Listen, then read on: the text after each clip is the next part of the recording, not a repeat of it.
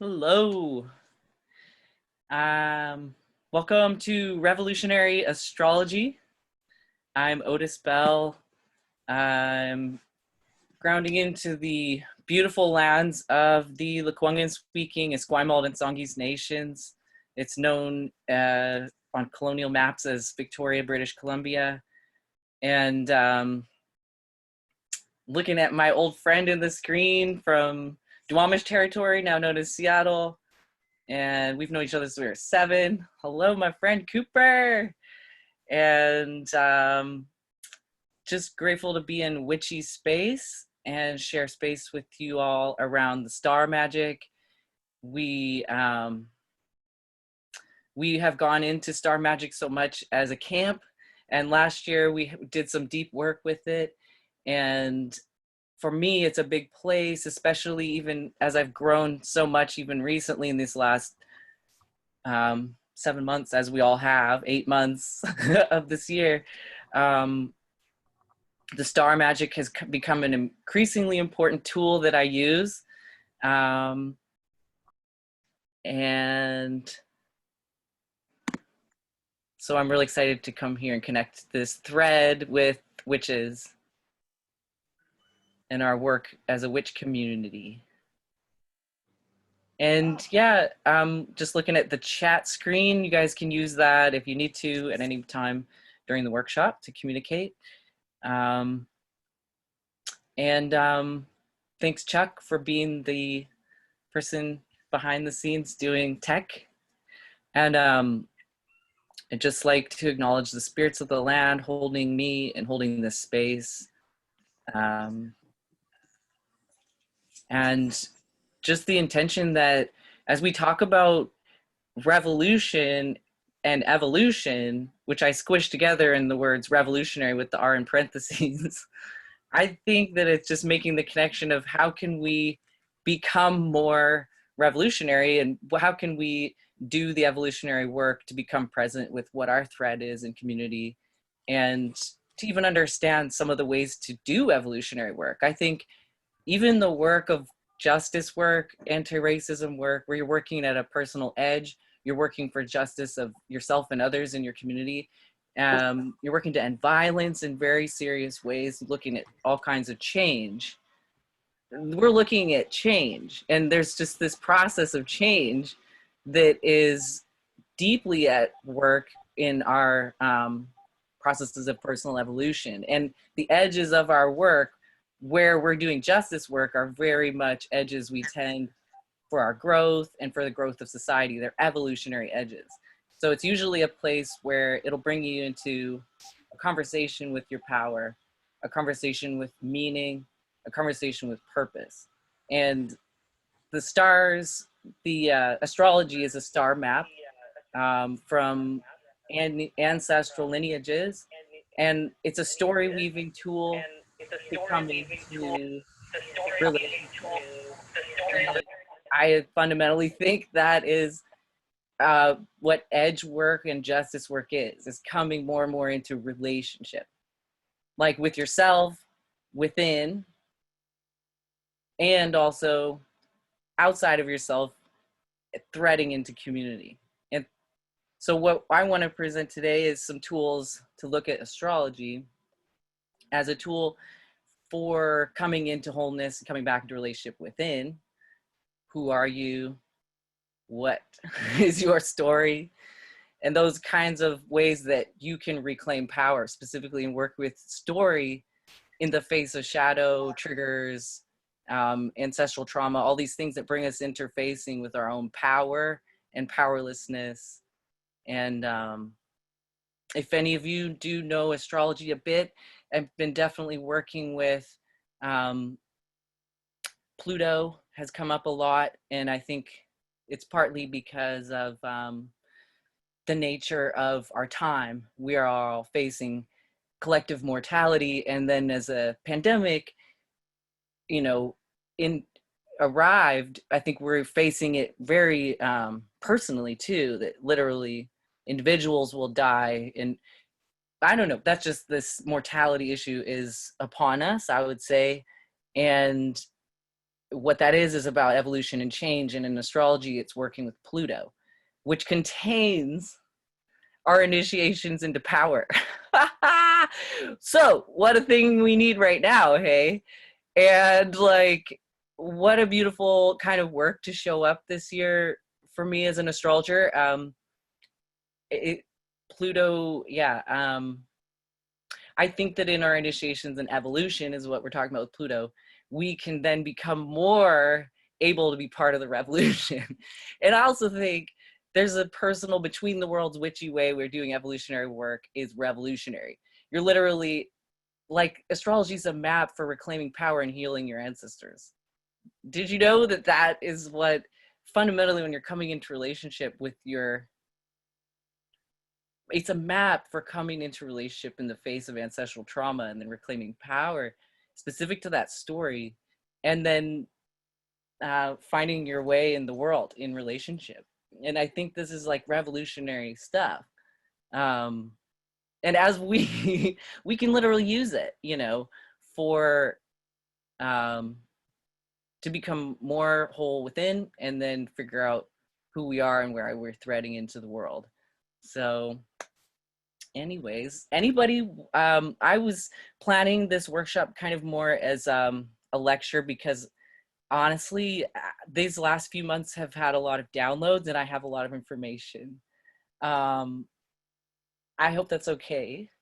I also have some visuals that I'll try to show, even though I'm not taught a class with visuals on Zoom, and so that's an edge. Maybe Chuck can help me, but if there's a moment where I'd be like, it'd be nice to show this, I'm either gonna hold it up, let's see, that's terrible, or we'll pop up a thing. That's the transparent thing. The other thing is that, would any of you like to say anything, or just, would you like to say hello, everybody, or is it okay to just kind of talk more about this? How do you guys feel comfortable? Are you guys happy just being there and listening? I'm just looking, acknowledging you are all there. So exciting. So many people. Hello. All right. Well, everybody's here. I'm just going to keep going. I kind of like, yeah, I don't know. Happy just to listen. Thank you. Okay. I'm grateful for this community so much in a way. I'd be happy just to have a heart circle with everybody right now, because this is like the week that we would be at camp. Like, I just want to even um, just acknowledge that I'm picturing a bit, even though I'm in my home and I like that space too, but I'm picturing a bit this, that we're doing this at the willow tree by the lake and at camp, and there's this energy of lake and sky and mountain and forest and the willow tree holding us, and you know, just where that space actually is very watery and that edge is very watery. I just want to invite us to be present with all the years that we would be gathering at camp right now, this last week of August, and just that I'm grateful to be able to gather with witches right now and talk about evolution and revolution, and just, yeah, calling in that willow tree spot by the lake. And gratitude for all the witch camps and all that the online community is becoming. It's providing some revolutionary accessibility, which I really appreciate, because witch camp has needed that for a long time. You know, it's been a challenge area. It's hard. It's really hard.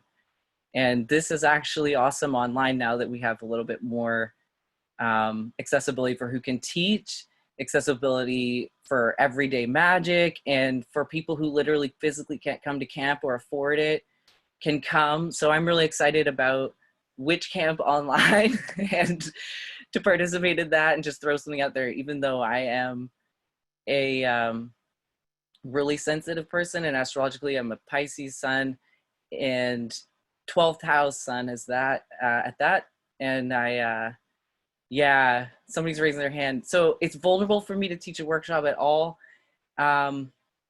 but I just really want to share about this because um, it's it's freaking amazing.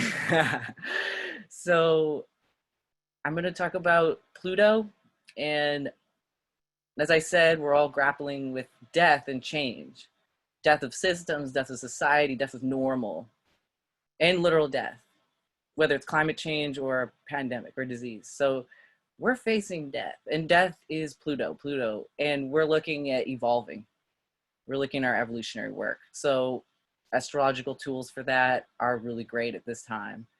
Um, I'm going to talk a little more about Pluto in a second, but I just want to lay out what I'm going to also talk about are some other evolutionary things that we go through personally and collectively in cohorts, to do with things that exist astrologically, um, with the nodes of the moon, which are the other main part of evolutionary astrology other than Pluto, and the nodes of the moon as they relate to portals in time and space. And I'm going to talk about bridging binaries because a lot of what has been coming through so strongly with the dual nature of Pluto is the extreme binary nature, the extreme duality and dual nature of all the planets and signs and of all time and space in this reality. And so, and to be transparent, my roots in, well, okay, never mind. I'm going to talk about more about dual nature of things and bridging binaries and the alchemy magic of coming into relationship, which is of at the heart of our universe at every level of our existence. So when we look at this primary fundamental way of reading the chart and working on our edges, the astrology map becomes very interesting and useful for figuring out how to come into relationship within and also in the world. And we're going to talk about the lovers, aka Gemini, but I'm talking about in the tarot, that work of the lovers card, which is also associated with the work of Gemini and our collective evolutionary work right now. And then I'm going to bring in a piece of working with an astrological chart that I call an astral radio.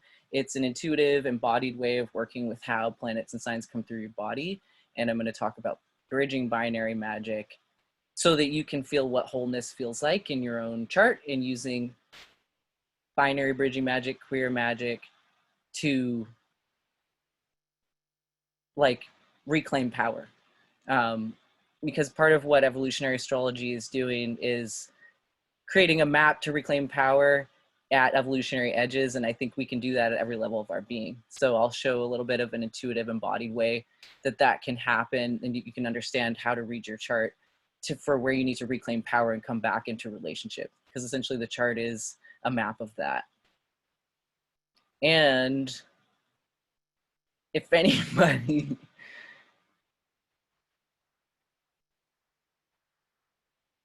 does somebody want to take more? Sorry, I missed this comment. Maybe we could take a few moments to go to the lake and the willow. Me too. Okay. Are we there? Somebody wrote in the comments. I love that. You guys feeling the willow and the breeze? Yeah. Okay. Well,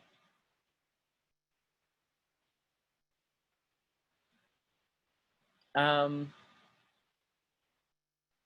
yeah. And at the end of the workshop, I wanted to just throw out some tools for finding threads in community and mapping and stuff like that, because we've been talking about that kind of mycelial magic along with star magic. And I think literally, yeah, that's the work of our time if you look at things astrologically. Isn't that amazing? So let's talk about how. um, so first of all, I'm just gonna have a sip of this drink while we are enjoying the breeze and the willow. This is watermelon in my drink. I had a lot of anxiety come up thinking about teaching this, and so I made myself a watermelon drink.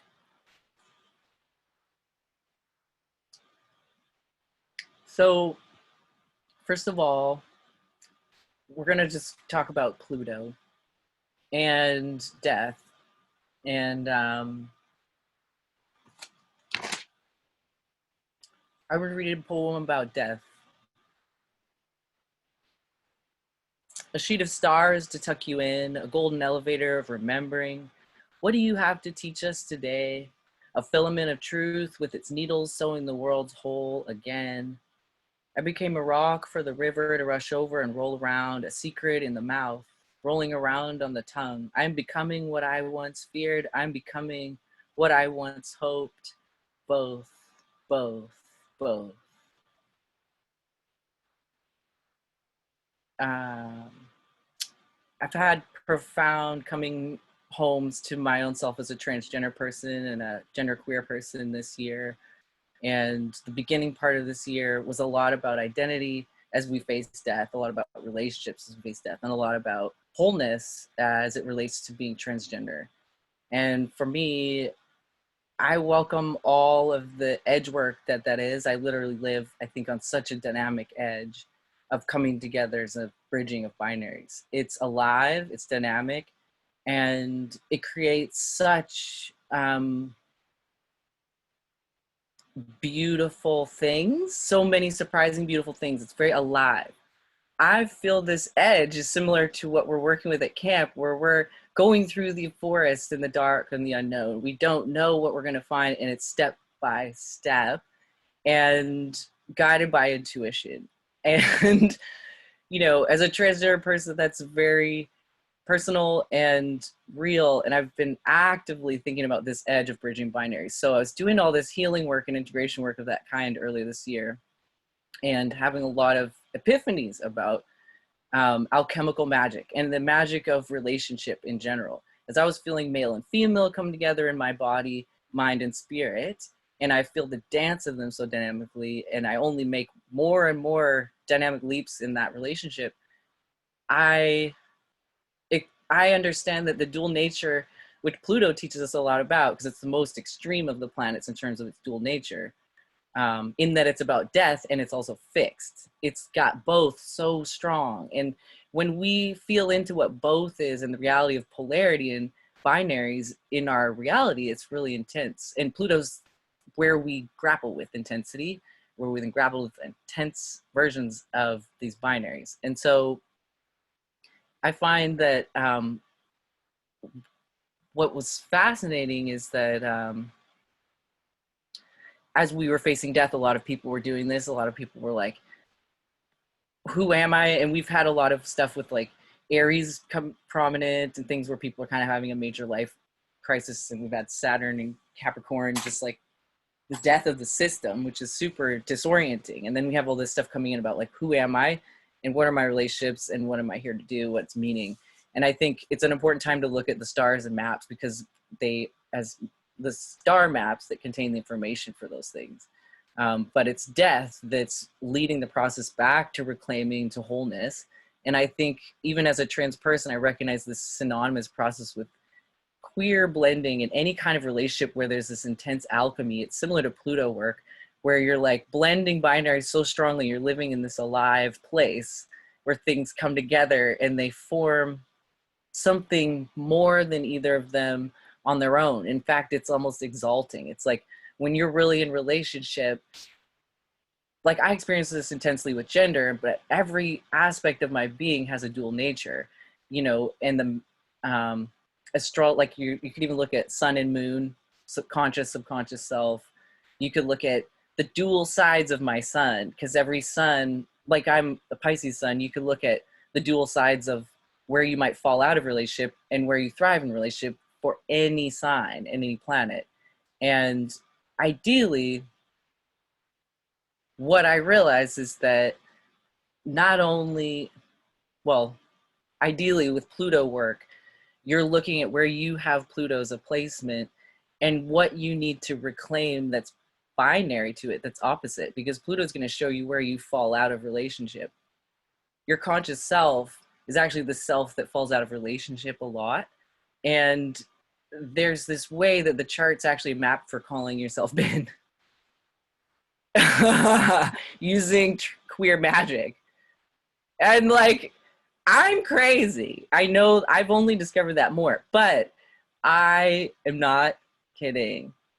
I'm so excited about this because wait till you see what I'm talking about. Maybe you already look at charts like this, and this is just like another language for saying the same thing you're already doing. Because with Pluto work and with evolutionary astrology, people look at where you have Pluto, and then the tactic is to like look at what's opposite it to anchor that experience, to ground, to reclaim power. So when you're faced with your Pluto work, whatever edge work, whatever death work, whatever Pluto's initiating into with challenge that is intense and transformative, you basically aren't the same after, and sometimes it's a sudden event, sometimes a literal death, sometimes it's like an extreme loss or change, right? And it changes you.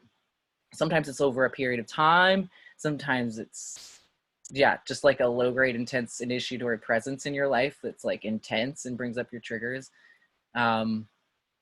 I think triggers just are invoking ancestral trauma, which Pluto also relates to ancestors. It's also where we carry hidden power, subverted power, magic, sexuality. So when we release our triggers, when we actually go in there and stir up our compost, look at our deep subconscious, look at the ancestral material in there, and this is super important for all the decolonization work we've been doing, you're really grappling with uniting your conscious self with your deep subconscious. That's another coming back into relationship and a bridging of a binary, and part of the dual nature of our reality, conscious, subconscious. So Pluto work is our subconscious, and honestly, bridging our conscious with our subconscious is a revolutionary thing, because then you're not doing manipulations of power or power over things, and or subverting your own power and stuck in those stories. You can look at what is the pattern there, and how do I reclaim power in the face of that pattern? So when you're looking at where your Pluto material is, it's an important story to know. It's a place you might drain or lose power. It's a place your ancestors maybe did. And it's an interesting place. There's a lot of people doing ancestor recovery work too, and healing work. And it's a place, I would say, in Pluto work where you're bridging the duality of your well ancestors with your unwell ones, and you're standing in that bridge.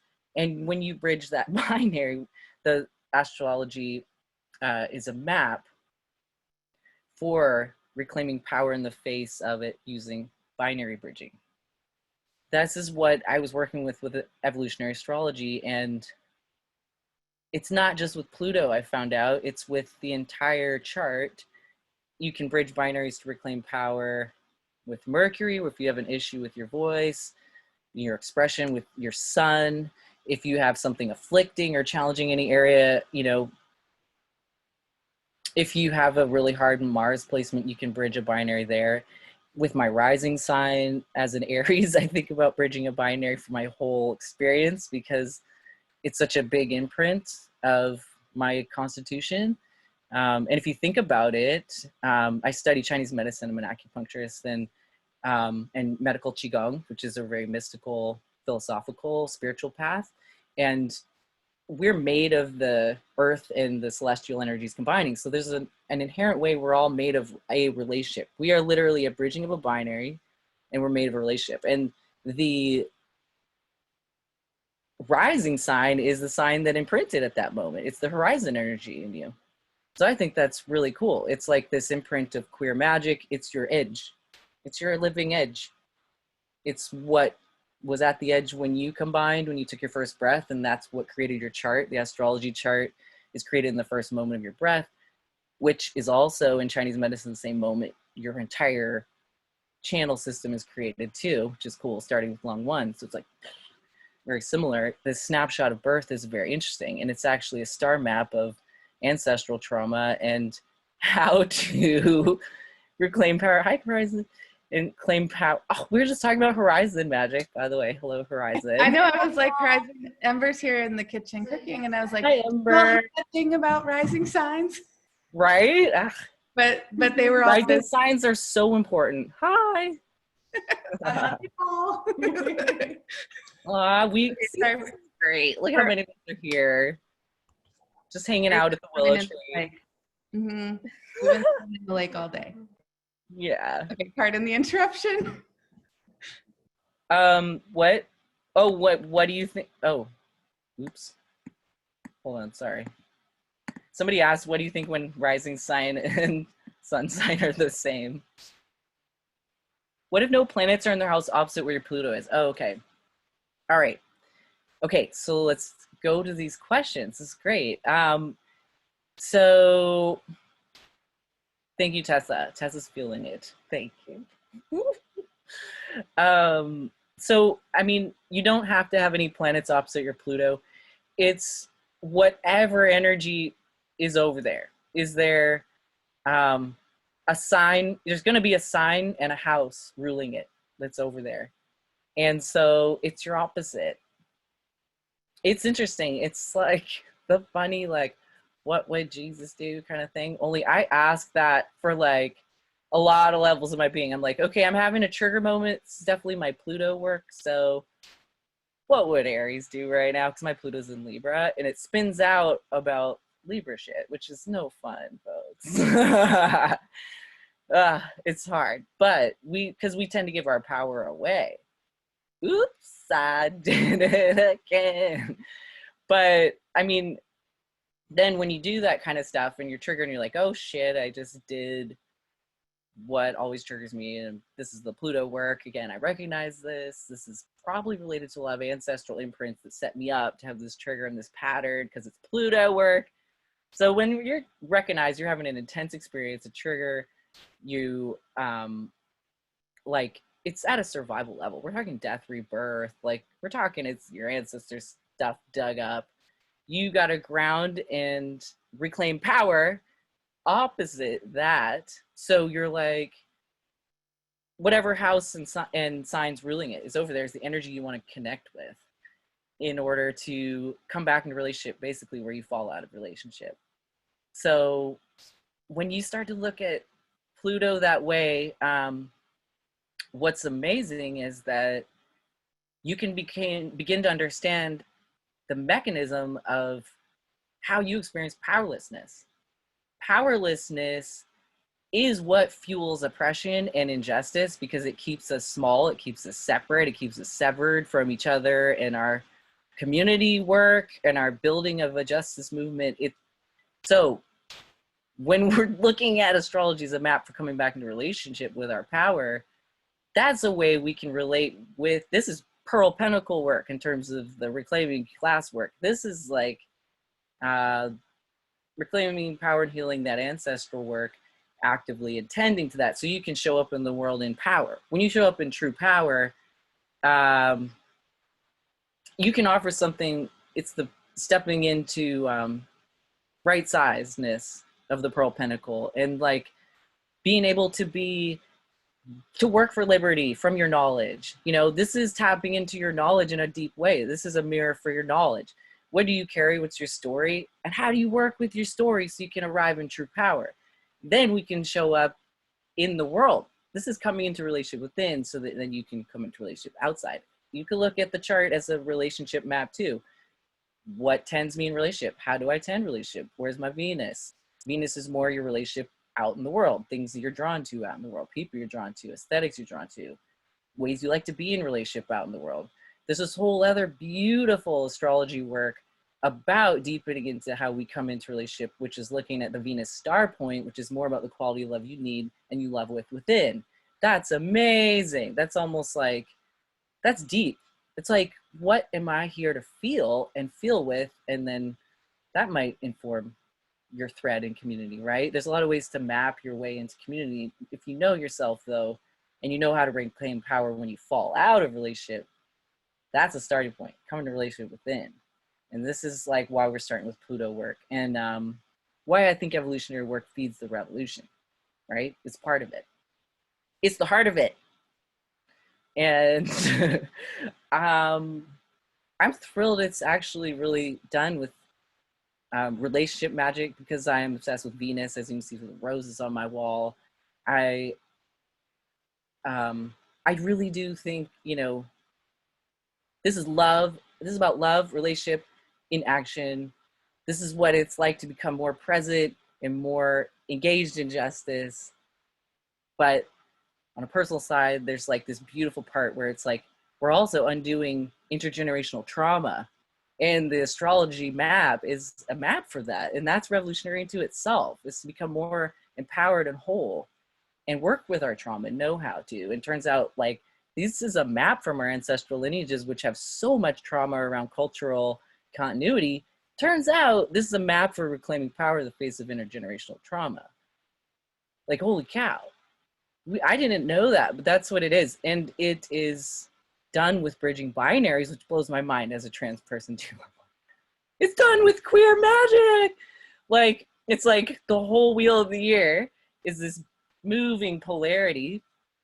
And like between the times of the year, there's even these portals with the moons. Like whenever a sun signs in a sign, it's full moon's always the opposite sign.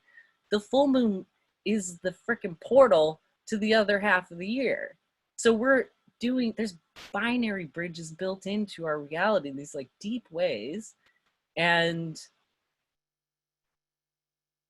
every time between a new and full moon, there's sort of a portal that's made. One opens up, and then you're in this like initiation growth phase with your sun moon journeys, and then closes. So there's this like binary bridging thing built into our reality. It's similar to, because as a Chinese medicine person, I look at the yin yang symbol and there's the dots. Those are like the full moons. And that's built in these portal binary bridging portals are built in to time and space in this reality. This is so cool. It's built into every aspect of our health and well-being is actually where we live in relationship, and more not in like, say if you take the yin yang symbol, there's the white side, the black side. Actually, when we live in wellness, we live right on the S where they meet, which is like we're similar to like what I was talking about with horizon energy and that like rising sign energy. It's this eclipsing magic that brings things into a synergy alchemy place that is healing. And so,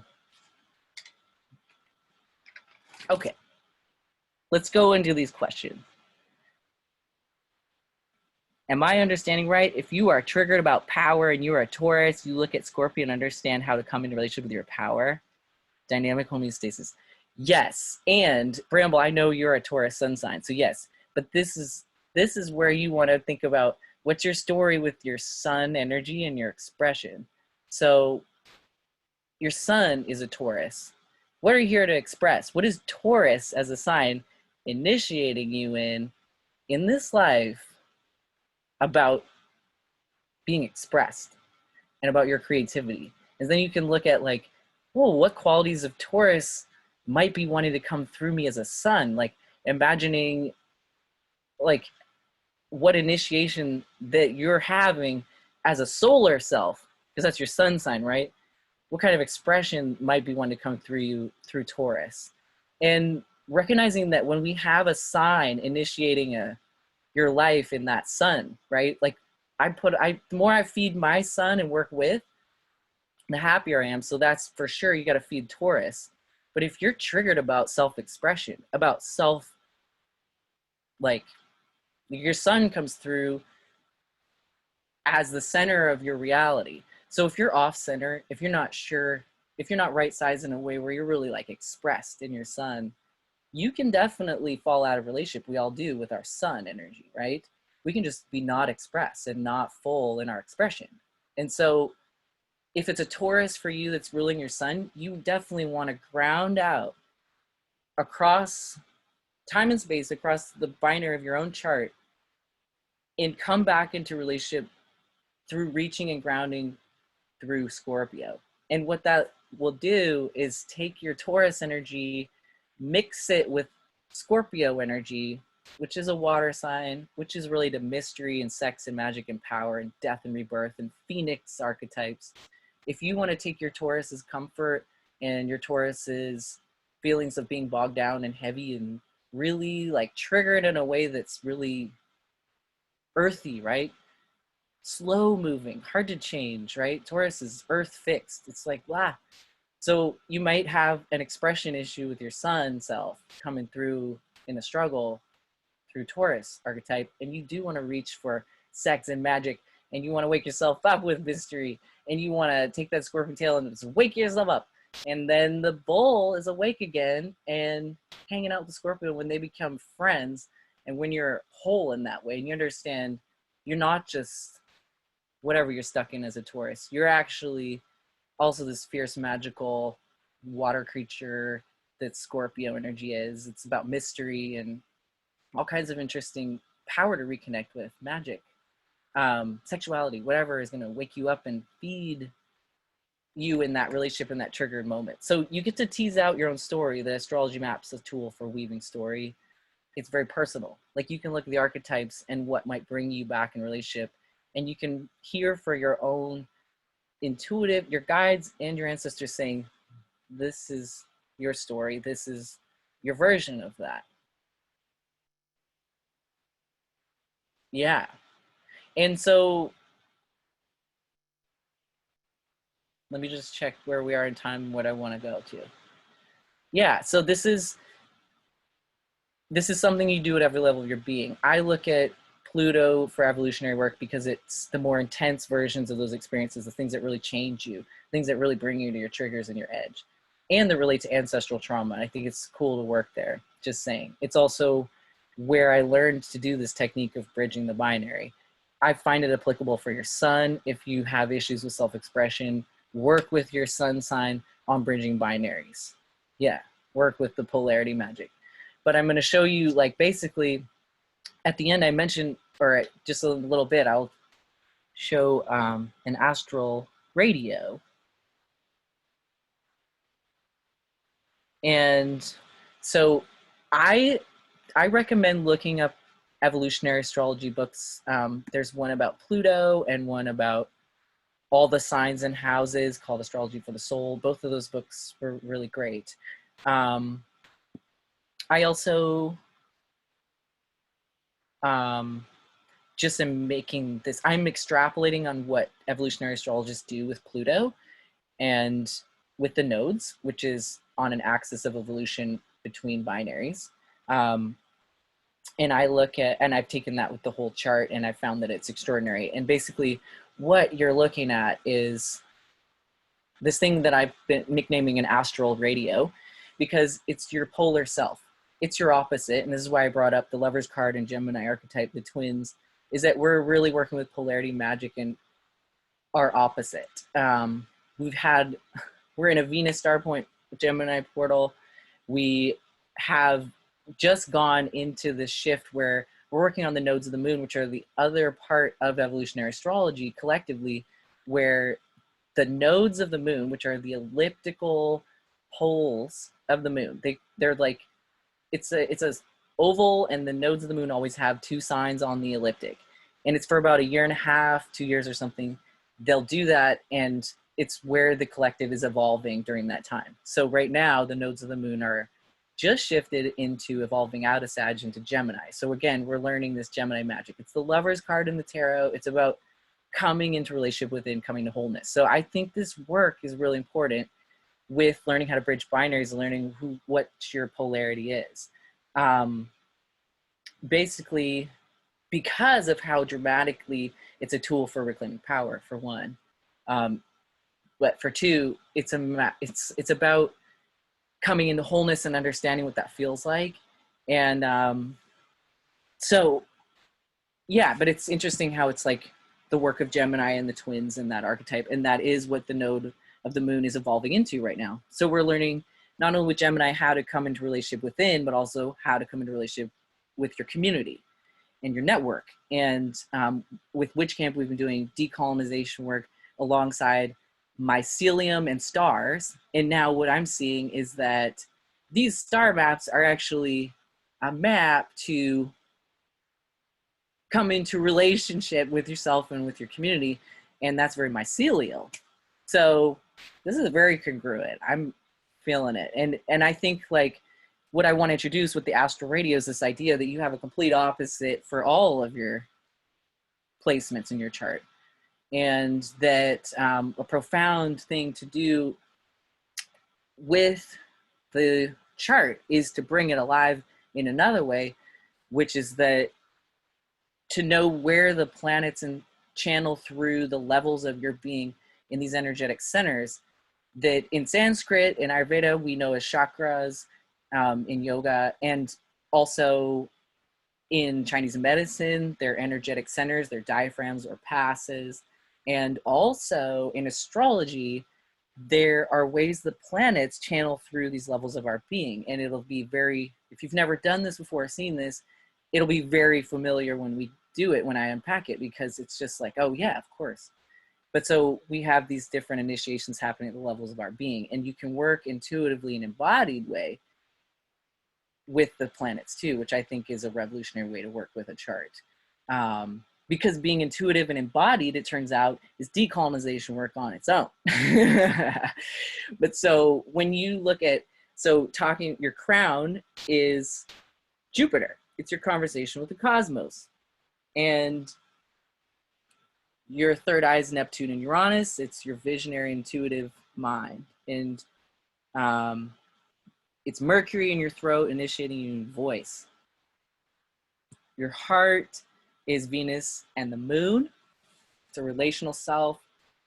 And the solar plexus is Sun and Mars. Wow, how am I directing my energy? The creative center here is again Venus and the moon. So they're two relational things that are more, they're just kind of different relational centers, but so it's Venus and the moon. And then in your root, our root is Pluto and Saturn. So again, like, this is why it's revolutionary to do the Pluto work, because look where it is. It's in our root. This is about our identity. This is about lineage and ancestry and identity. And Saturn's right there.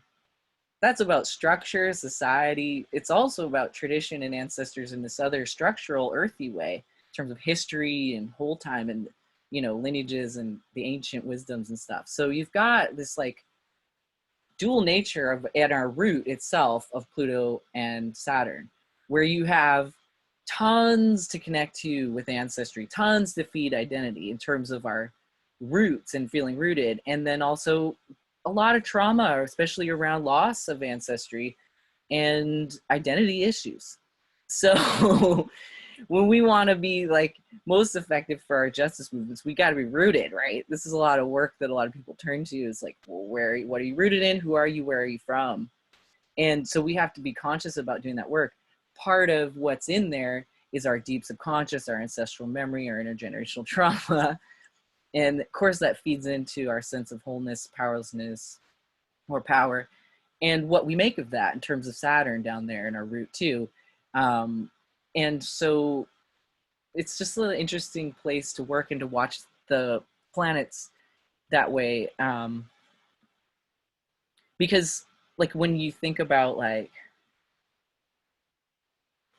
yeah, I have visuals, but I'm not sure how to put them up. Somebody was asking for resources. I have some like charts that I wanted to put, but. Hey, Otis, it's Chuck. I can make you a presenter and then you can share your screen in Okay. one way. Is Sure. that cool? Sure. Okay. Yeah. Yeah.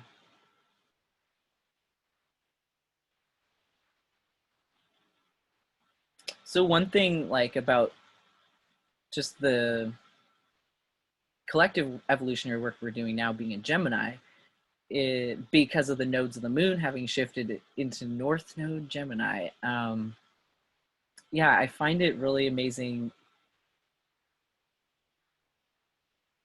how it's about everyday priestixing too, and about, and we're seeing this transformation of witch camp being more woven in with everyday magic and everyday life. And I think there's this really incredible potential right now for us to, yeah, what I would like, somebody's asking if I can run through the chakras and planets again. I sure can. I also have a thing I can pop up real quick that's a visual of that. That's the astral radio. It's kind of like, it's like a radio with DJs on the dial, and all the planets and signs they're ruled by are like the stations and the DJs on them. And all of the DJs, the houses are another important factor in what kind of energy is going to come through that radio station. And it's messages that are going to in our conscious self, I think they're mostly where we fall out of relationship, but it's where we're going to be bombarded with certain patterns at levels of our being. And it's super useful to look at the dynamics there. You know, do you usually get stuck in your voice? Is it more in relationship issue, human issue? Maybe it's more heart. Is it more spiritual stuff? Like, it's super interesting to unpack the stories in the chart and understand, whoa, how do I come back into power in the face of falling out of relationship there? Yeah. So maybe, how do I pop up a visual? Oh, share screen. Oh yeah, desktop. Boo doo doo doo doo. Then what? Whoop. Can you see my desktop? Is that what's happening? Oh, okay. All right. Oh, this one. Okay, here we go. Look at that. Okay, so you can see it says Astral Radios on top, although it's very cool. Can you Very make it small. bigger? Like, I don't know. Ow! I think that's Otis? you go to that little. Oh, there. There. Yep. Awesome. Okay, so it's blurry now. But what it says is like on the side, it's like your conscious self, it's like your FM dial, and you've got Jupiter conversating with the cosmos, big outer planet talking to, you know, spiritual initiations. And then you've got Neptune and Uranus coming through third eye consciousness, which is like your visionary and intuitive mind. And then Mercury in your throat, initiating you with having a voice. And also, it's interesting because this is like a breakdown of the levels of being, and it mirrors how you process thoughts and ideas and language. And also, it's a place where you're like, well, I vision with the trees of the Celtic Ogam, and the one tree for the tree of life showed me in my body in a visualization that we actually are really, this was like the atmosphere here. And so our voice is also like this interface and messenger from the gods. And it's actually, Mercury rules Gemini, and our collective work is actually transcribing, translating stuff from the cosmos right now. That is actually true. And our voice is where we're kind of like translating and negotiating realities from above and into human realm in all the levels of being. It's a translator transcriptor thing, and it's a big energy we're working with right now with the Gemini stuff. Anyways, Mercury's coming through the voice. The heart is Venus and the moon. Solar plexus is our initiation, expressing our sun and our Mars. And second energetic center, the spirally one, is our creative energy, our connective energy, our pleasure energy, our art energy. It's the moon and Venus too. And then Saturn, Pluto, and the root.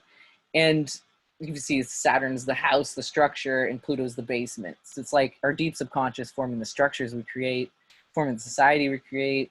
All the potential energy in us is in our root. It's incredible. It's related to that interface of ancestry with personal identity, because the root is definitely an area where you're like looking at your formative core identity self, sense of self, and foundational self. And then when I think it's fascinating that these planets that are really edge tenders live there and come through there, because so it's like, oh, look at, it's the extreme edges of ourself coming through to form our identity. That's what Saturn and Pluto in our root means. And it's interesting because those two planets are actually the farthest out in our solar system, and they circle each other like hawks, and they don't really show, they only show one side to each other, and they're very much about the limits and the extremes, I think, of our galaxy and of our consciousness and our perception. And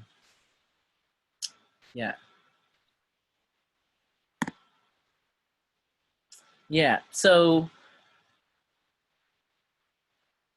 what does it say at the top of each column? It says conscious self, visible self. The visible kind of conscious reality is more like the FM dial on the left. And then the unconscious, subconscious, invisible, hidden power is on the right. And like, I think this is our work with coming into wholeness. It's like, yeah, the pure conscious visible self is sort of like FM dial, invisible hidden. And this is when we're looking at Pluto and our deep subconscious, is where we keep our hidden power. This AM radio here, folks, is a gold mine of hidden power. This is crazy stuff. It's like where our ancestors, it's what we've come here. It's so much a part of the story. We only look at the conscious self. But the thing is like, well, with Pluto work, I saw that you actually, when you fall out of relationship on the conscious self, you come back into relationship in the opposite. And it's true. OMG, is it true? Are you guys looking up your charts right now and trying to look at this? It's like, oh gosh, like, imagine in my solar plexus, when I imagine, because what I have in there, folks, is Pisces Sun and Libra Mars. Oh my God. And I have Pluto in Libra and Saturn in Libra. Cooper, you know this about all this shit. It's shenanigans. It is a Libra party. So then you get triggered, it hits all these levels of your being, can affect your self-expression. So WWJD, except for what I say is, what would a Virgo Aries do? They teach a class and stop thinking about it all day. So that's why I have to activate and I have to organize and I have to actually materialize and manifest. And then I'm less anxious. I have to actually, I do work now that is related to spiritual things and where I can apply Piscean energy in my work, and I'm less anxious in general in my life. And I've reclaimed a lot of power because my Sun and Mars are Libra Pisces. It's very hard, folks, to have that in your solar plexus, just saying. It's also really beautiful because it's spiritual and it's ruled by Venus. But opposite that, if I get spun out, which obviously I do all the time because those signs are really prone to that,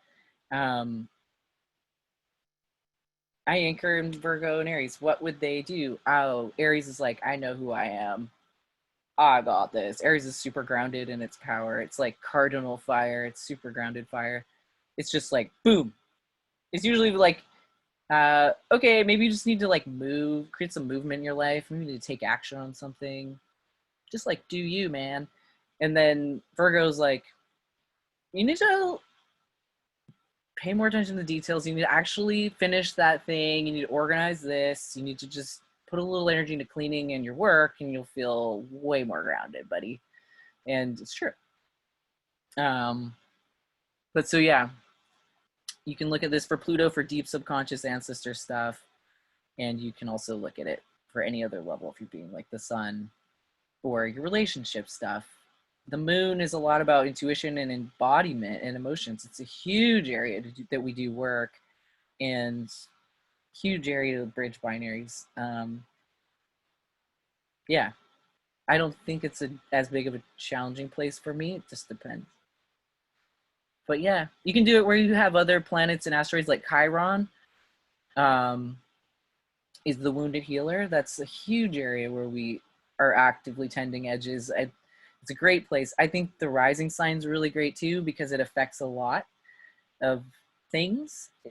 But yeah, I like to do, yeah, even though in my root I ground out in Aries energy because I have an Aries rising, I actually really am a lot more in my power if I can ground my rising in the way I meet the world sometimes with Libra. It goes better. And the thing is with this astral radio and this bridging binary thing, when the two come together, it forms something. It actually connects them to the power of both of their natures because everything has a dual nature in its side of it. So whatever using your conscious self, I'm sure you're very familiar with the story of how you might fall out of relationship there with that sign and that part of your being that it's going to come through in your life. And you can probably tease out, oh, well, what's the opposite of that? Wow, what would it feel like to live like that and have that experience instead? And when you bring those two experiences, the one you consciously have and the one that you potentially could have, it's almost like the one that's related to your hidden power and your subconscious self is the side of your dual nature that like is deeply familiar. It's just like a hidden power, because Pluto rules subconscious stuff and hidden power. This is the hidden power, folks. This is like the work, the reward of doing evolutionary work and living and tending edges, is that when you come back and bring these things into relationship, it creates this alchemy where things are exalted and where you have more of a sense of true power, and you're not living more from this severed, out of relationship, broken relationship place that's not sure what's going on in the subconscious, that's actually just polarized. And it's funny because in Chinese medicine, we're always looking to bring things back in relationship too for wellness. I think there's something inherently designed in our universe to be relational. And so basically illness is falling out of relationship and wellness is coming back in relationship. And that's like a very fundamental but true thing that you can look, that's basically true for every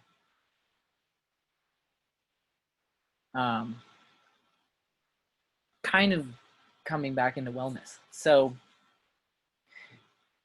my Qigong teacher even says I-ness is illness and we-ness is wellness. It's like, if you're too polarized and you're just living in the only you're alone in your isolated place, it usually causes illness, or it's a place of illness. Illness is even an expression of that, of coming out of relationship somehow. So wellness is coming back to relationship. So this is like, yeah, the twins, this is your inner opposite work, polar work with this. Yeah. Wanted to just take a moment and feel into the energy of Gemini and the lovers. And when I screen share, I can't tell what's going on in the chats or with anything, so that's why I pop back and forth. I apologize if it's annoying. I just wanted to take a moment and have people feel into these two columns of visible, invisible, conscious, subconscious, you know, and feel into the invisible for the hidden power and the hidden nature and the potential there that balances you, that grounds you, your opposite. And working with opposites and coming into relationship, feeling that energy of the Lovers card, like the tarot. I just want to read something from my favorite tarot deck, which is, well, I can't say that. Actually, I have a lot of different favorite tarot decks, but my new favorite, which is the Next World Tarot, Christy C. Rhodes, who's this awesome Latina dyke out of the Bay Area, made it. She's an anarchist artist, and her cards are wonderful. Her write-ups are really, really rad. So it's wonderful to have that kind of spiritual tool. And what she wrote about the Lovers card is, the Lovers is the electricity between contrasted entities, electromagnetic force, the choices between methods of survival, and the discovery of a pristine middle ground.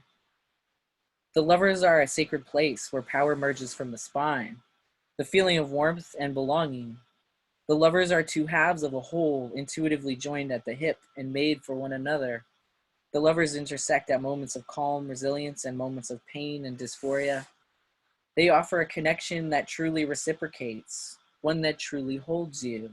The Lovers reminds us that love does not exist as one narrative where our connections are limited to people and places outside ourselves. Love is constant in the full heart or an aching spine. As the universe offers pipe dreams, delusions, and wayward paths, the Lovers asks you to embrace an indestructible bond that honors you for you. And so when we come into our relationship with ourself, which this is what this is a tool to do that, Lovers work, and bring yourself back into relationship and find what your story is. And also the whole story of where you fall out of a relationship and come back in has so much meaning in it. This is your initiations. And when you have meaning and knowledge of your stories of feeling powerless and coming back into power, reclaiming power, when you understand and tease out the stories at the levels of your being with these tools and do this level's work of like wholeness work, you know your story. When you know your story, I feel like there's this incredible freedom. I feel like it's like a different way of living, because then no matter what happens, you receive, you know the meaning. Like that's your, I know, I mean, it doesn't make life easier necessarily, but it does though. It does. I'm like happier. Not because, and it's not like it's just made my life like easier. In fact, becoming more present is actually sometimes really, it's like there's stages of it that are really hard. You have to integrate what's there. But this is an incredible tool for becoming present and becoming whole. I think it's revolutionary to bridge this conscious with the subconscious like this. And are you guys, is everybody here, yeah, working with it? Could we see the Lover's card? It sounds potent. You want to see it in my deck? I'd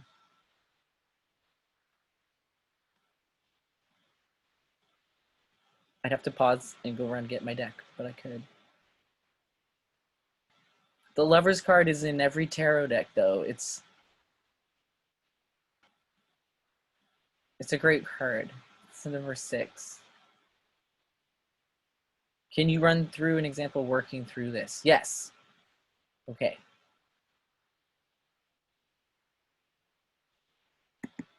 So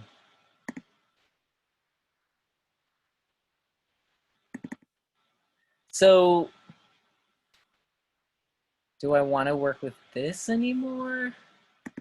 You want to look at a chart? Do you want to look at a chart? Yeah. Okay.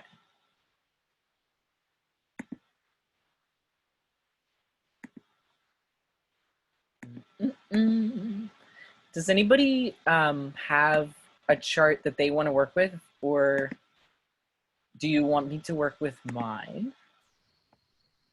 I heard Chuck volunteer. Really? I totally did. I will supply my chart if it's helpful, or somebody else can. I'm supposed to be the silent moderator here. Oh my God. There's no rules. There's no supposed to's. We can do chart. Autumn says that they'd be happy to share.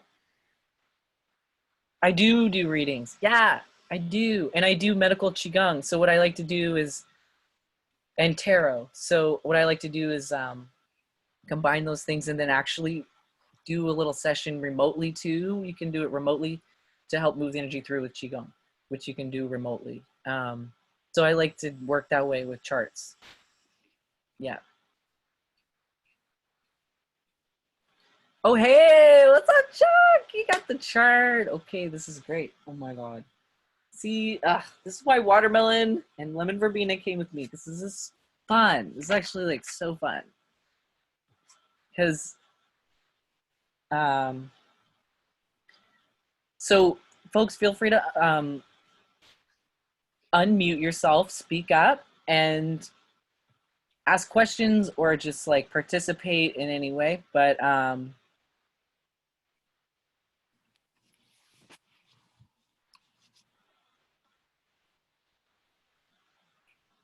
yeah, see, Chuck was born a few months before I was. So you can see where a lot stuck in, where a lot was in Libra at that time. And it's Pluto, Saturn. Chuck also has their moon and Mercury and Jupiter in there. So between all of those, if you think about Chuck's astral radio, off the bat, there's 1, 2, 3, 4, 5. 1, 2, 3, 4, 5. 5 out of 7 energetic centers with Libra work going on. Whoa, Chuck, did you know that? I did know that. Right? See, I was born a few months after, so I have like a few of those significant Libras. It's intense. Cooper's nodding because they were too. What? Another like hyper focused chart. I love it. We should have a club. Well, the Libra cohort work is so intense. It was about justice and balance, and I feel like we've done a lot of shadow work around like extremes of that in relationship and partnership and stuff in that cohort. But that's when you do work with Saturn, it's initiating you into your authority. If you do work with Jupiter, it's initiating you into your relationship with the cosmos, with the spirituality, with the religious nature of things, and also with like other Jupiter things, which are more about like spiritual, being your big self too, you know, your higher self.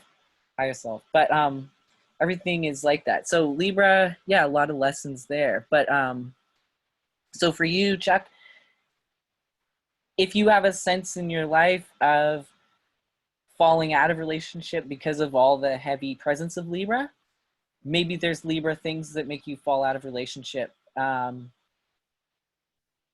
Common struggles with it are, you know, worrying about what other people think or other people need, or centering like other people all the time as the default without even realizing it. Or being in all kinds of intense power dynamics in relationship because Pluto's in there. And if it's Saturn too, it's like really hard tests that are going to make you have to come into your authority and initiate you into Pluto, into your power. So those are hard. They're usually, yeah, intense variety of evolutionary intense experiences about power because Pluto's in there. So when you're experiencing those aspects of your life and any reverberations about power dynamics in relationship, about justice issues, issues of equity, and then Libra is ruled by Venus and is this super idealistic sign that is about social parts of Venus and romantic love and beauty, but harmony. Libra gets really upset and is actually a cardinal sign.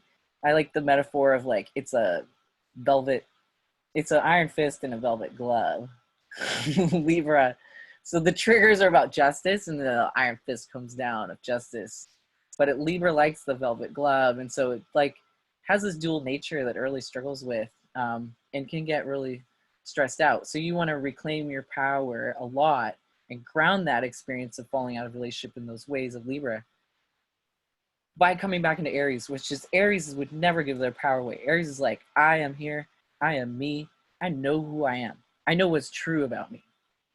And then you can just oftentimes put to rest a lot. There's a lot of reclaiming of power through the body, through the instinct, through action, through like setting up times in your life to move things physically through your body so that you're not just in your Libra head, but actually like lots of embodied stuff to ground that out, to manifest and reclaim power that way, to bring you into presence. It's awesome. I can give screen sharing ability to anybody if anybody else wants to share their chart too. We have the power. I have a question that's kind of relevant to your chart, Chuck, that is also relevant to my own, which is that I too have a chart that has all the planets on one side. And also am a Libra.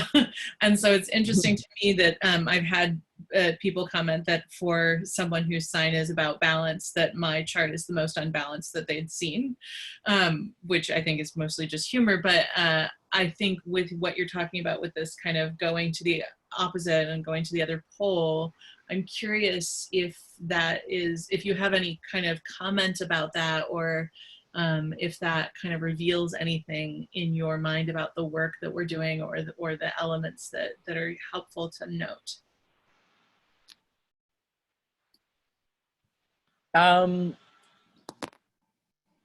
Okay, wait. Maybe say it again because I'm overwhelmed. Sorry. Sorry. I'm like, it's an edge for me to do this at all. And I channel a lot too, and I'm just kind of crazy. So You're doing great. sorry. And I'm totally excited by this, which is part of why you're getting a little bit of word salad.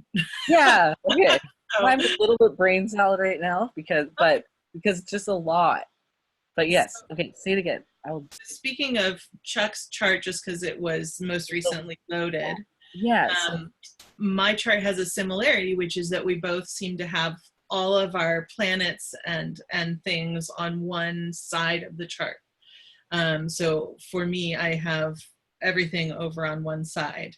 So when you're talking about this evolutionary astrology, and you're talking about the dynamic of going to the opposite, which of course is represented by the signs and the houses, but they're like empty houses over there.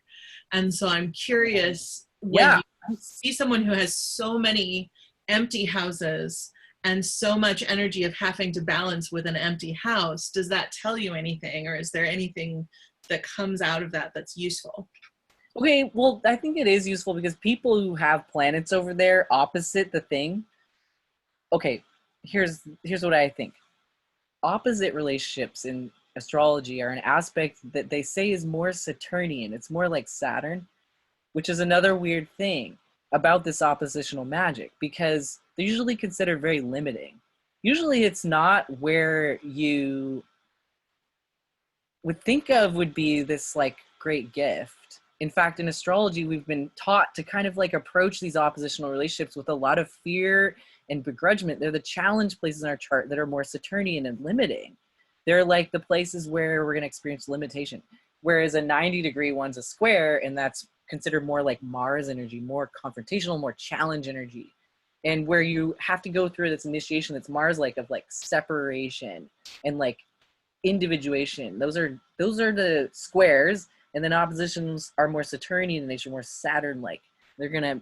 So if you have planets in opposites, there's this thing where your conscious self is opposed to this other aspect of yourself, and I think that that's hard in your astral radio. If you have a DJ battle going on in your conscious self, I think that's hard. But what I think of with the empty house is that it's this hidden power. It's this subconscious self. It's different because of the nature of visible and invisible reality. And invisible reality contains this incredible creative power, healing power, mystery. I think that because Pluto has been the one teaching me this stuff, this is about hidden power in every level of our being. And I think if you do have a sign over there opposite it, it's going to be your conscious self over there. And then you're going to have this weird conversation that's very Libra-like, where you're like in both so much that you're just like fighting maybe. Yeah, that oppositional relationship maybe explains why when you have a planets facing off oppositionally, it's kind of hard. It's like different aspects of self that are actually literally opposite. We have this whole weird thing with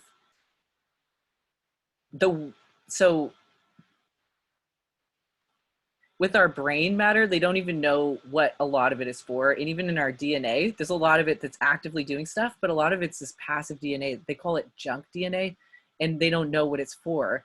DNA is made of these like crystalline structures too in salt water. It's super magical, and they form patterns with codes. It's very much like language. And so when we know our story, it creates life. This is like what science is studying. And we're really like, this is like a dream, folks. We need to become more lucid. Astrology tools are ancestral maps for that process of becoming more lucid and co-create your dream. Have more agency. And like part of it is understanding what's in your hidden power. And part of colonization has separated us from the hidden power that we have. And as a transgender person, as a queer person, I'll tell you there's a lot of gender and sex magic in there and a lot of diversity in us. And astrology is a tool for that too, because gender exists in all the elements. You've got everything, gradations of masculine and feminine energies throughout the whole chart. So you can look at the chart as a description of the like whole like lasagna casserole of your gender, which is amazing, and tie it in with nature energies. That's a cool way to look at gender. I think it's decolonizing. We're more than just one. And there are more than two, because you take these sort of two elemental qualities of masculinity and femininity, which are all kinds of things, and look at all the kinds of versions of them and look at the mishmash that you are. And that's a whole big queer hodgepodge. Literally everybody has that. And a lot of traditional lineages recognize that everybody has both. This bothness is not just the two sides of your sun sign planet, or it's your gender too, and everybody's both. And they're not both like me, I don't think, but everybody has contained some element of conscious and unconscious bothness of gender, physical or not, of the gender. And on also the levels of your mental, emotional, and spiritual being, we've got these like bothnesses of gender, and everybody's got their own version of that. And astrology is interesting because you can pull out a lot of nuances about story and archetype coming through you. They're very gendered, to get the whole spectrum of your gender story through astrology. And then you're like becoming super more complicated with your gender. And I think that's, personally, I think that astrology is a great map for decolonizing gender, because you open up this whole like complexity and multiplicity that colonization has erased around gender. That's just true about us. We have this incredible bothness and this incredible complexity of gender. It's like fascinating. So astrology maps are like an interesting tool to look at that too. Yeah, it's really powerful. It's empowering. So if you know who you are, that's it, folks. It's gold. It's gold. It's like, anyways,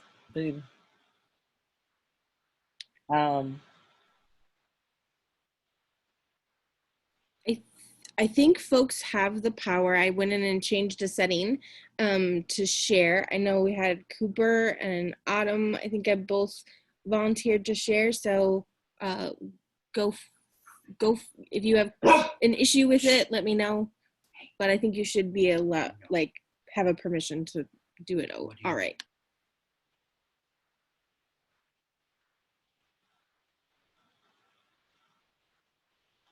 Bueller? Wait, oh yeah. I You could saying something? now. Go for it, Autumn. Yeah. Go for Okay, it. I'll see if I can get the technology working. Right. Try that. Did that do it? ooh, it looks blurry. I can't quite read it, but I see it.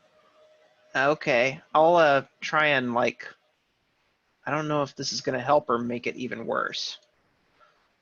Does this help? It's too blurry for me to read what it's saying. Oh no. Okay. I know. How about Can you guys, anybody else see it? what about that? It's like the brightness or something. Oh crap. Let me let's 1 second. Boom. Wonder what this is gonna do. It's either gonna break everything or it's gonna fix it. There we go. Fix it? All right.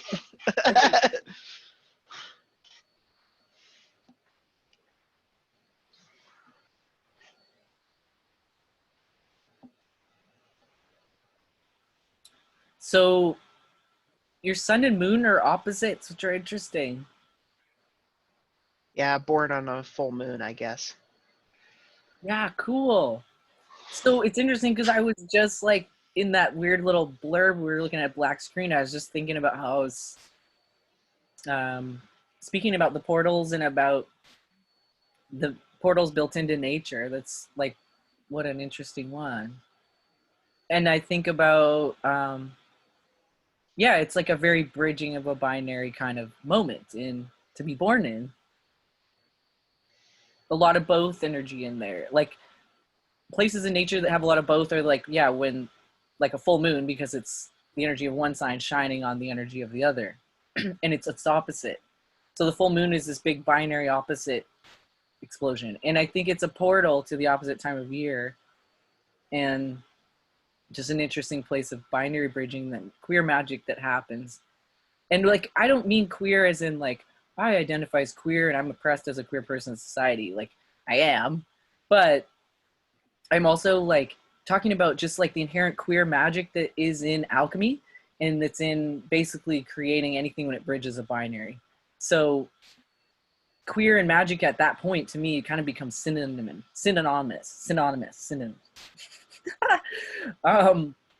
So you were definitely born, I think, in a queer magic portal, right? And on like that full moon energy. And what I think is interesting about that is that in terms of your astral radio, your sun self and your moon self are bringing each other back all the time. So that's really nice. And it, in a Virgo Pisces axis, it's interesting because one's earth sign Mercury, and it's definitely more able to manifest and produce and like handle this reality.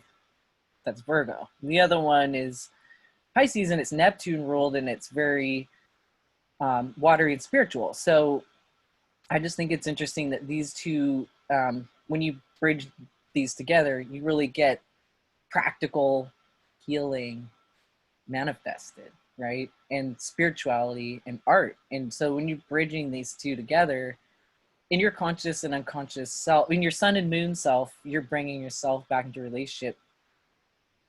I think that's pretty cool. And when you look at what Pisces and Virgo create when they come into relationship, you're going to thrive when the two of them are getting along. And you might have a sense of conflict being that they're opposites, and to have your sun and moon opposite might feel incredibly limiting, might be hard. It's like you have your astral radio and there's just this built-in DJ battle to your sun and moon, so that's affecting your whole human experience. And I like that you call it a DJ battle. That's right, something I'm going to remember. yeah, well, your moon's coming through your heart and your creative center, and then your sun's coming in the middle of them in your solar plexus. So you can imagine it battling out in the whole area that's of the human realm, because sort of from the waist and from your second chakra and your first chakra, it's more like these deep, earthy, chthonic, ancestral stuff. And then this is like human realm, relational, creative, manifest stuff. So you're going to have issues of like maybe being at odds with yourself in terms of what you have in your emotional, intuitive self, and your conscious outer world self might limit each other or be at odds. But also, when you think about when you bring your sun self into relationship, just break it down on the radio. And when you bring that sun that wants to express through Virgo into relationship with Pisces, if Virgo is doing too much of the earthy Virgo stuff, Mercury details, like taking care of all the, if it's too hard, you can reconnect it with universal love, spirituality, art, Pisces, things that actually bring you into this, sink you into the deeper meaning and love and all that kind of stuff, and bring your Virgo sun into back into relationship with that. And the thing is that your moon lives there, so like your hidden power is actually kind of easy to access. Also, when you reach for it, it's very familiar. In your moon self, if you're intuitive and if your body, your relationship with your body and your emotions is all Piscean, and you're just like feel like a giant ocean of emotion, bring yourself, and you're overwhelmed, right? You're like lost at sea. You like bring yourself back with clean your house. You maybe groom, do something organizational, like, you know, make yourself a nice meal that's just like quality food, make nice like clean little bedroom, and then sit down, draw a little detailed picture, like do something Virgo. And with the Pisces, like, you know, if you bring them together, then it goes better. Thanks.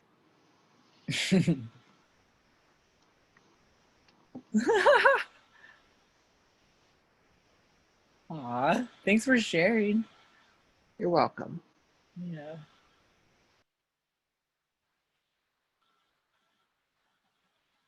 Does anybody have any questions or comments?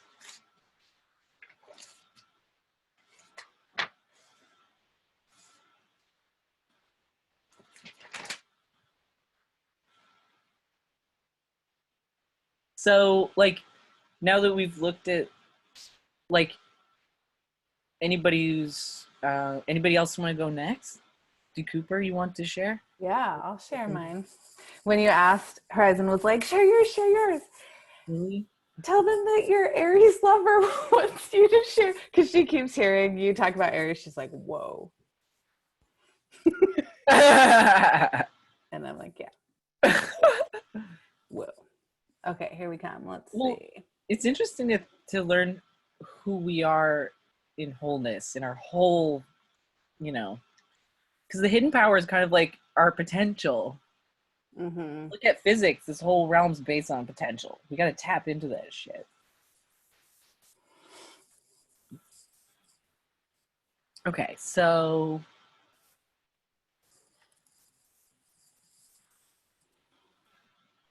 again, born by yep, Libra cohort, learning those lessons. We all doing that in our lives right now.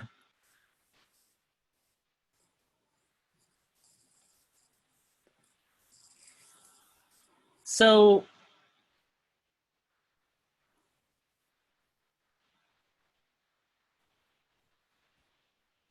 mm-hmm, mm-hmm, mm-hmm, mm-hmm. Hmm.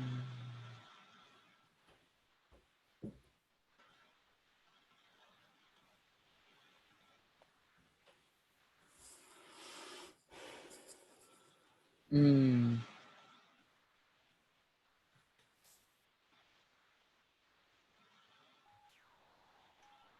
Otis, what does the dotted line out through the middle mean? I think this is on this chart system, the ascendant descendant line. This is the horizon line. Oh, okay. So it's Libra ascendant. You know what's trippy? Okay, whatever rising sign you have, like I said, it's the horizon energy, so that imprints a really strong energy into us. So our rising sign's this buzzing aliveness of us, I think. But like, it's a bit of queer magic, actually, horizon magic. But like, look at this circle also in the center of the chart that bridges the binaries. There's a cauldron in the center. Ah! So anyways, we live in the cauldron. We're made of above and below. We live in a cauldron. So like, yeah, your horizon sign, where the sign that was meeting, like rising at that moment, sort of like that. It's like the cauldron itself almost, your rising sign in Libra. And it also sets up where your houses are in the chart and what sign is ruling them. So like, what's significant about a rising sign is then a lot of the horoscopes are going to be related to your rising sign, because it's like the planets moving through your houses, right? Whatever rising sign you're in sets up the houses. So it sets up what sign is ruling what house. Like for Cooper, their Virgo moon is in the 12th house. That's different than Virgo in a different house. The 12th house is like the house of the subconscious, of dreaming, of intuition, and there's a lot of hard stuff in there with like what like is in our subconscious and emotion. It's a lot of creative art energy where you would make art from, but also the like tortured self that's lost a lot. But so like, I guess what I wanted to say is with this whole binary bridging thing with Libra risings is that you get like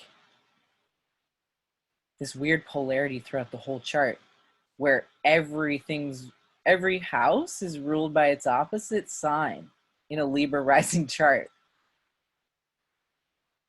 which is really crazy. So like, I tried to do this with somebody with a Libra rising recently, and I was like, oh my god, this is the most Libra thing I've ever seen, to have a Libra rising, because you get the opposite sign ruling.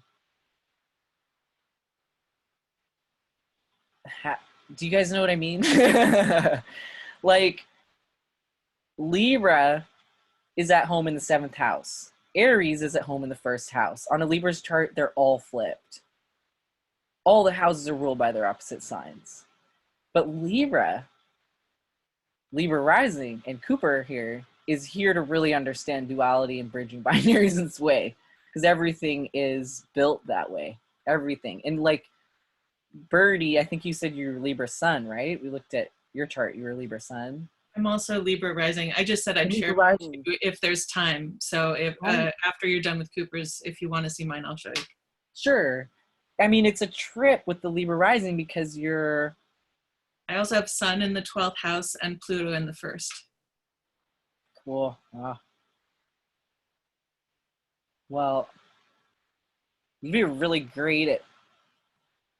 I don't know. It's interesting. Anyways, I think you can look at this stuff as a map for like what is the true meaning in your life, what work you're really here to do. And when we're all like having the world rearrange right now and we're here to like innovate, it's interesting to like use it that way to try to find our life, find out who we are. Otis, But can you recap the Pluto thing? It's like just out of reach of the edge of my, or maybe a lot of my astrology knowledge. I didn't track it very well. Could you talk through it briefly here, like from what you see here? So what's my Pluto? To talk about Pluto. Mm-hmm. Yes. Thank you. Yeah, I know. I've been thinking about this obsessively, and I'm not sure how much it translates yet. You know what I mean? But Pluto,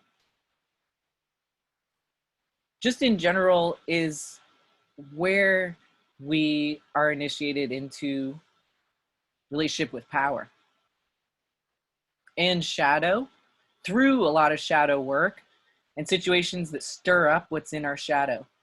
What's in our shadow is that which is unseen. It's not necessarily bad at all. It's just what's unseen and what's hidden. And so, and also where we connect with ancestry, because that's in there, along with magic, mystery, and sex, and things that are stigmatized, things that are powerful, that are hidden, get put in there. So there's a lot of things with internalized oppression that get put in Pluto and exiled basically into Pluto. So what you get when you look at it all together is a map for how we carry subverted power. And a lot of it relates to our ancestors had internalized trauma and they had their own power subverted.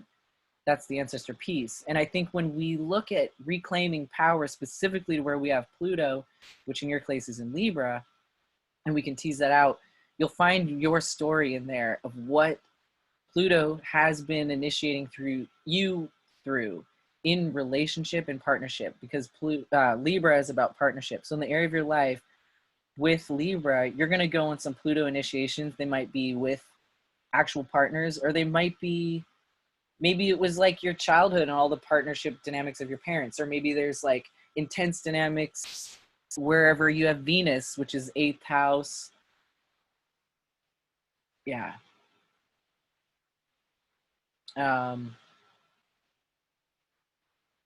Yeah.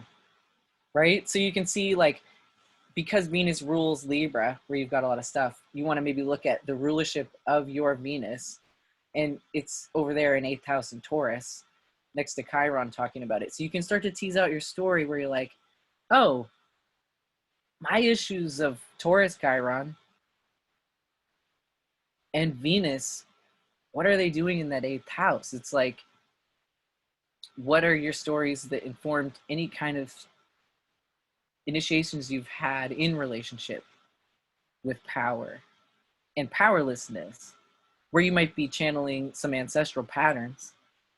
When you can look at like what your ancestral patterns are there through that Libra archetype and how they're showing up in your life, and either binding your power or perhaps working at a deep subconscious level to like sometimes manipulate power, control other people. Because when you got Saturn and Pluto in the root and you're like in partnership, which Libra initiates us in, you know, you're dealing with like being triggered about the dynamics of any kind of partnership and about the fairness of it, about, yeah, the balance of power. whether there's a power over relationship or a power under, or if there can be power with. And ultimately, I think the more that we do our own evolutionary work to shed our layers of stuff, because I think we're here with a lot of layers and we can shed. What I'm realizing is when I integrate my Libra, with you too, I'll offer, when you integrate the powerlessness in the Pluto archetype and you turn compost in there, really start to weave out your stories that are Libra nature. So maybe there's been intense dynamics of power in your partnerships that you've experienced. You've probably experienced a whole variety of like good and bad of that. And what it's honing you into in that initiation in Libra in your evolutionary work is you're tending coming into balance, harmony, and equity in your love story.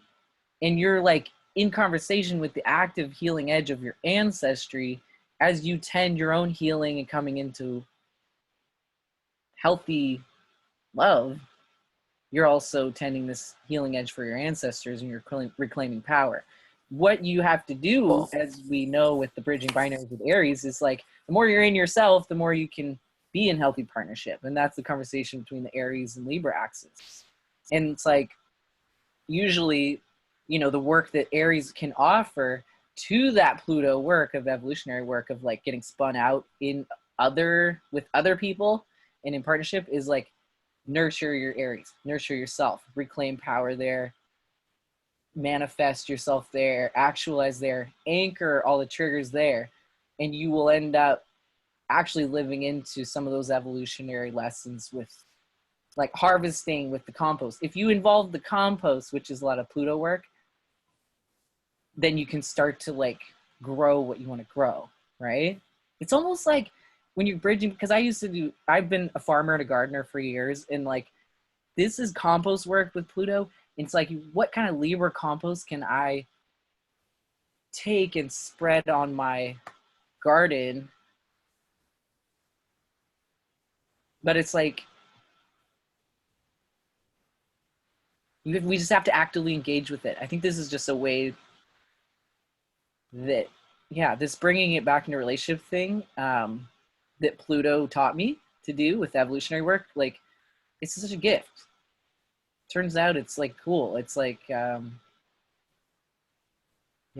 just a cool way to work with our edges. So I don't know, if you were to tease out a Libra story or Libra and Pluto, does it make sense? Could you start to tease out like Pluto evolutionary work that you're doing through Libra lessons? I don't know.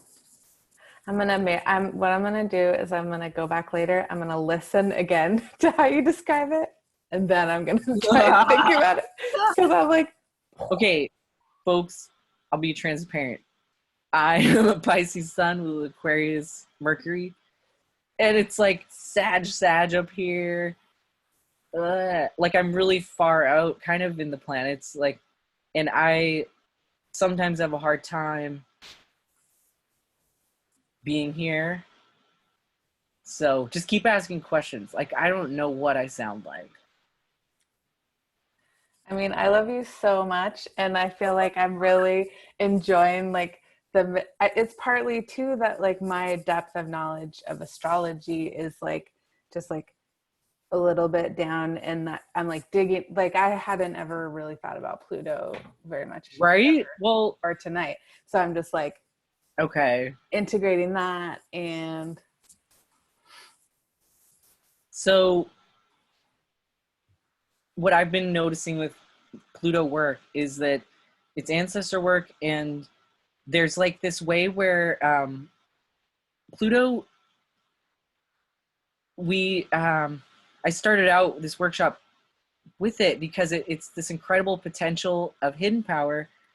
And as witches, right, we're interested always in basically going through these processes to die and be reborn and to reclaim hidden power and to heal our ancestors and to become more in relationship. And it turns out Pluto is the initiator in that process. And it's called our evolutionary work. Evolutionary astrology is the branch of astrology that I got really geeked out into But then this whole way of working with Pluto tools, but with the whole self, I find incredible. And it's definitely, yeah, like we can basically do evolutionary work at all the levels of our being. And just to embrace what Pluto teaches us about evolutionary work and then apply it to coming into wholeness and evolving. Yeah. Does that make sense? Like your Pluto in your chart in Libra is going to show where it personally threads into your story and where you're continuing your ancestors' work, intending this sort of healing edge for your ancestors to reclaim power along this narrative of falling out of relationship in your conscious self, often in initiations that are like around partnership, because that's what, and around fairness in partnership dynamics and in relationship, which is Venus social dynamics. Like you are here to learn deep stuff and have deep things from deep subconscious and ancestral places coming into those stories too. And when you're coming into power and like be learning, you know, reclaiming power, coming into agency and grounding some of those stories and actually healing and finding true power in those narratives, right? Usually though, as you can see, like especially with Libra Aries, it's such a classic example in our human narrative of like we are in the healthiest in our and harmonious and serving balance and shared power and power with in our relationships when we are really truly in our agency and truly in our self, in our sense of personhood, and tending to that regularly. We bring that into relationship with our partnership realm, and Aries and Libra are happy. They're like, you know, they're like a rock star on the best day of their life. You know, they're like, fuck, you know?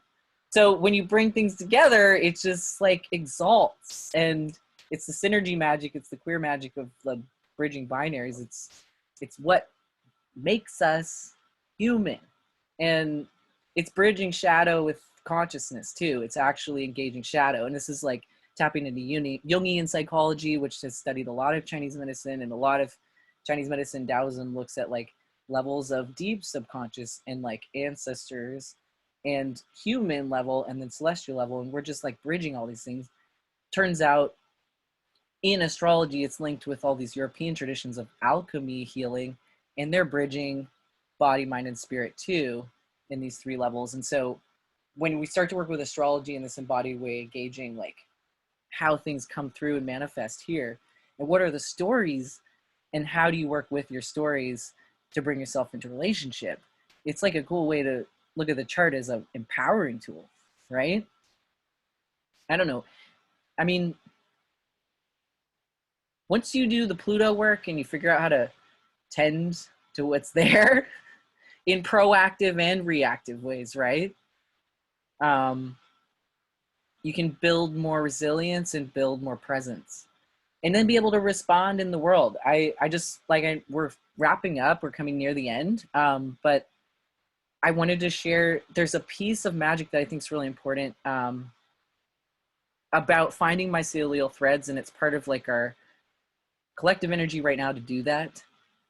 We've got these next year and a half to have all of our eclipses are going to happen in the Sagittarius Gemini axis, coming into Gemini from Sag. So we're funneling spirituality into everyday magic for the next year and a half.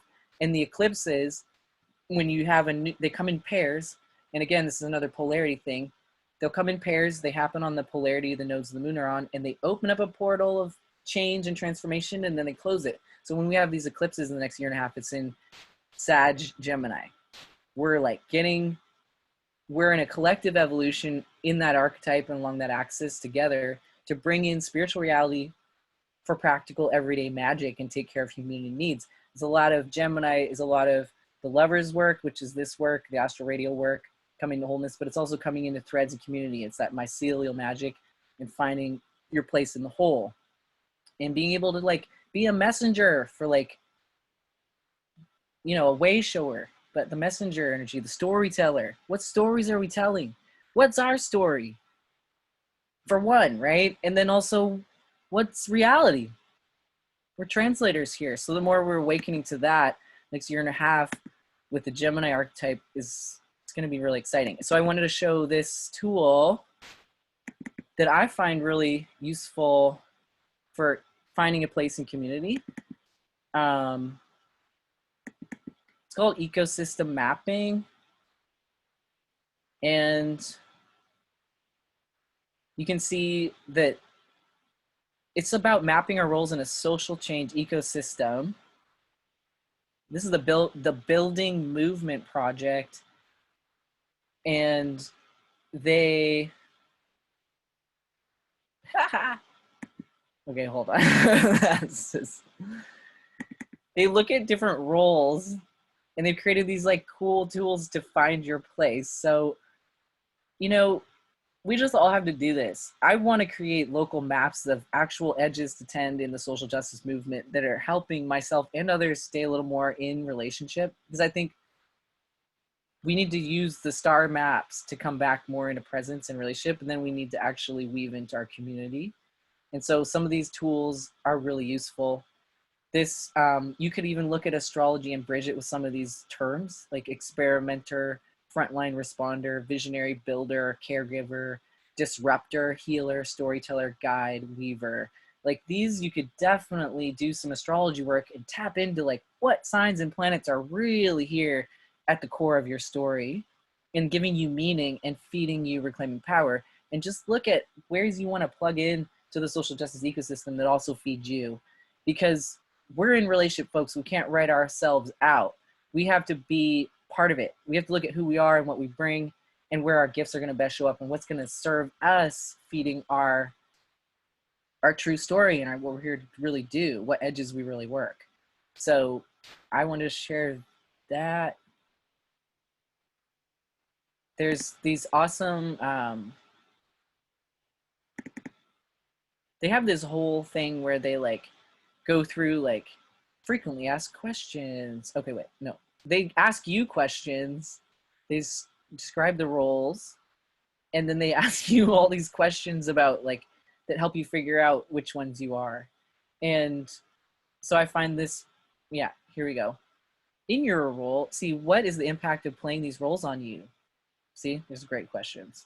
In your role, how often do you vision and dream? What is the effect of repetition and redundancy or compromise and sacrifices in the roles you play? So when you work with astrology, put it into practical application to figure out like, what am I here to do in the world? Also, what do I need? This is a map for coming into relationship with myself, but like, what am I here to do?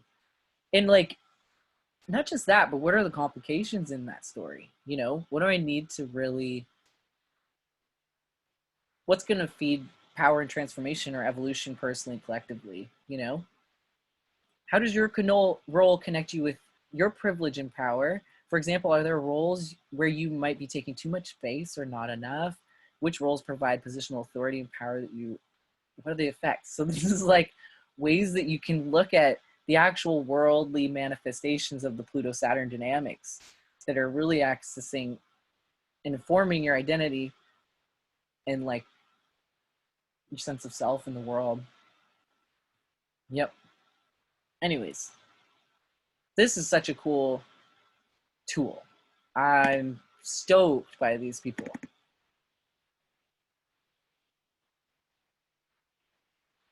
And yeah, we're coming towards the end, but just wanted to drop that into the space. Yeah, but let's come back together and just take a breath because it was a lot. Hi, everybody. Hey! All right, I appreciate that. Hey, what's up? I'm just looking. Hi.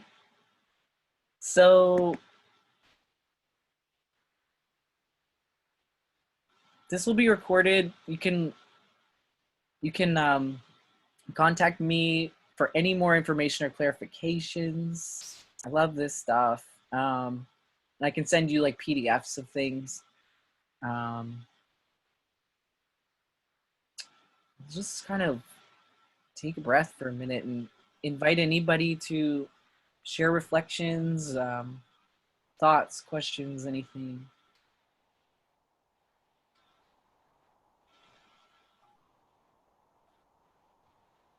My brain hurts, Otis. Thanks. Really? Oh no. Like,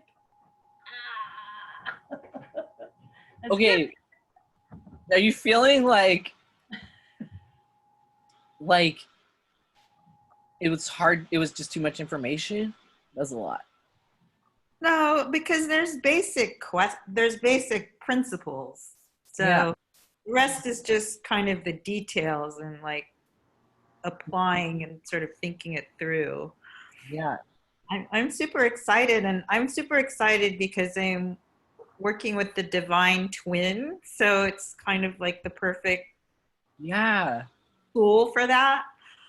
It's nuts. This whole twinning thing is really weird because our DNA is this double helix, and then it has all this language codes, and they're co-creating anything alive, whether it's a plant or a human.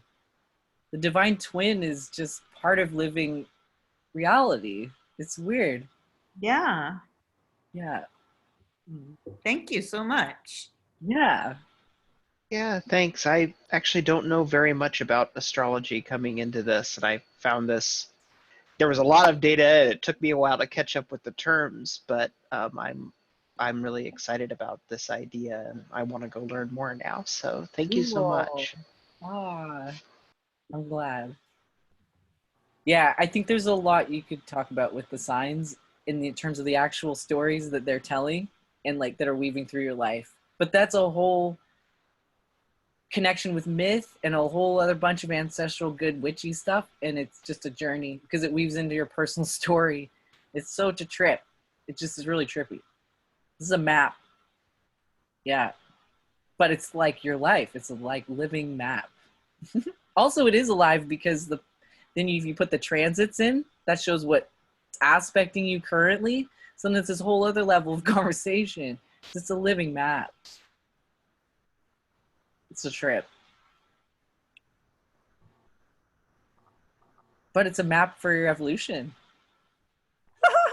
and for meaning and like purpose and for your identity and things that initiate you into every level of your being, into your agency, your authority, your voice, whatever, your expression. It's fascinating to look at evolution. I think it's revolutionary. And I think when we land in our power, we can relate in the world from power to power and power with. And that's a big twinning magic where we can actually be in relationship in power. That's a revolution right there. We're not really taught that in terms of narratives of justice enough. Like, what does true power look like? It doesn't look like white power, folks, but the more that we don't talk about power, then you've got these things coming through the subconscious that are really unwell, and they're like asserting all kinds of separatist power.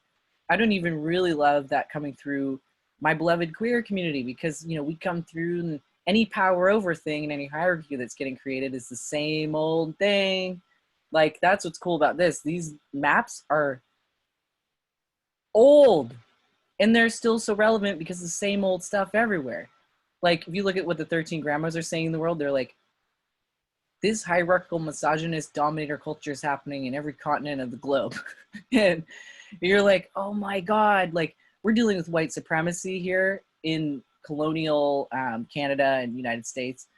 And there's these ways that we are in relationship with hierarchy, power, domination, authority, where you are in a sense of powerlessness, how that informs your structures and societies. I don't know. This these narratives and these stories are great tools for digesting the political reality, I think. And to just generally get into this conversation with what is power, how do we work out our relationship with it. It's just useful for justice work. It's a place to relate from and to process with. And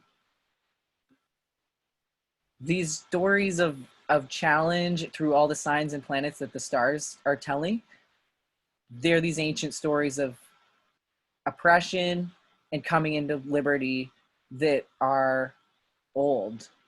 And we're just a part of that. This is a thread in an old story. And there's something empowering about that. We all get humanized in that, you know? We're fighting internalized white supremacy right now. that's what we're fighting from in terms of polarities. We need to come back into relationship. White culture is everything that's about severance and domination. Severance is a key way that white supremacy operates. If you can dehumanize an animal or a plant, you can exploit it, you can violate it. It's inherent in a lot of dominator culture. Misogynist violence operates the same way. Coming back into relationship magic and combating severance that oppressor culture and oppressor patterns create in us and in the culture, it's an incredible, it's a revolutionary tool. This is a way to do revolutionary, to build wellness culture, I think is revolutionary. That's the antithesis of severance culture. And the star maps are mapped back into relationship and a way to look critically at the dynamics of severance, separation that is inherent in a lot of oppression and perpetuation of oppression.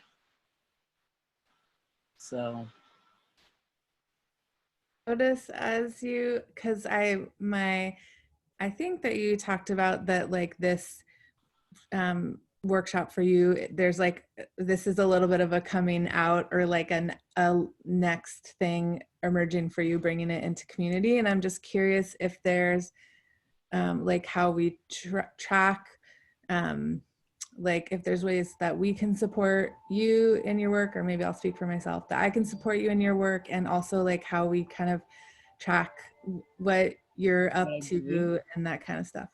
Well, I don't know. I'll try to, I'm going to try to keep teaching and creating tools, because there's ways I like to work with this stuff with different planets, and there's ways to workshop it, and actually in embodied ways to workshop it. And I want to kind of continue to hold spaces to apply these tools and support people with this work, and then also with the work of, I'm not sure what it's going to look like yet, but I do want to keep teaching classes online and maybe have a website explaining some of these ideas, because I think they're really useful.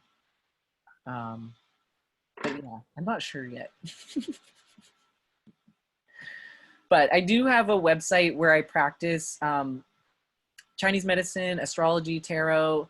So I guess I'll put that here. You can look at my website, which is, and I do sessions remotely. I do,